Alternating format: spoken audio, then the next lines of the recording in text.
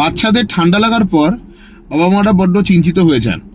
আমার বাচ্চা স্যার হঠাৎ করে জানেন 2.5 কেজি ওজন কমে গেল, এটা কি নর্মাল? উত্তর হচ্ছে একদম নর্মাল। বাচ্চার যখনই একটা ঠান্ডা লাগে বা কোনো একটা রেসপিরেটরি ইনফেকশন হয় অথবা যে কোনো একটা মাইল্ড ইনফেকশন হয় ভাইরাল ফ্লু টাইপের, দেখবেন ওজনটা হঠাৎ করেই কমে যায় এবং এটা কিন্তু একদম নর্মাল। কেন কমে? হাই মেটাবলিক ডিম্যান্ড, বডির ম্যাক্সিমাম এনার্জি চলে যায় ইমিউনিটি তৈরি করতে, ইনফেকশনের সঙ্গে লড়াই করতে। তার জন্য দেখবেন বাচ্চার কিন্তু ওয়েট লসটা মেনলি হয়। এটা ছাড়া হলো জ্বরের জন্য ডিহাইড্রেশন বা বাচ্চার না খাওয়া টেন্ডেন্সি, অসুস্থ বলে খিদে কম ইত্যাদি ইত্যাদি কারণগুলো তো অনুষঙ্গিক আছেই। এবার আপনি হয়তো আমাকে জিজ্ঞেস করবেন যে কিভাবে বাচ্চার আবার ওয়েট গেইন হবে। জেনারেলি আমরা যেটা বলি, বাচ্চা অটোমেটিক্যালি ওই ওয়েটটা আবার গেইন করবে।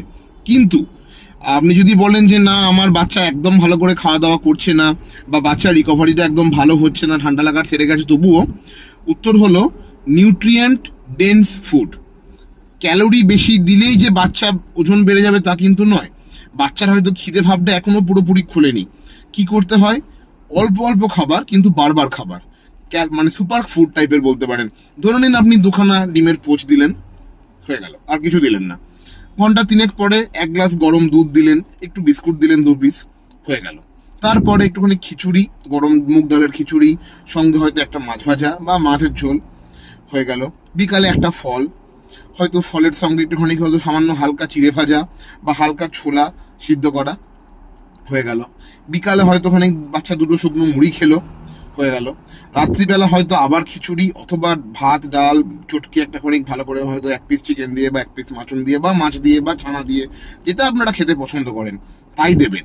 জেনারেলি আমরা বলি বাচ্চাদেরকে এই সময় 1 চামচ করে ঘি দিতে। যদি একান্ত বাচ্চার ঘি সহ্য না হয় সেটা অন্য কথা।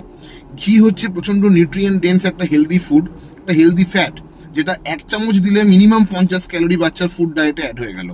তো এইগুলো কিন্তু আস্তে আস্তে বাচ্চা রিকভারিতে হেল্প করবে। এটা ছাড়া বয়েলড যে এগ, স্ম্যাশড পটেটো, কলা বা যে কোনো রকমের ভালো একটা হেলদি ফল তো ডেফিনেটলি আছে।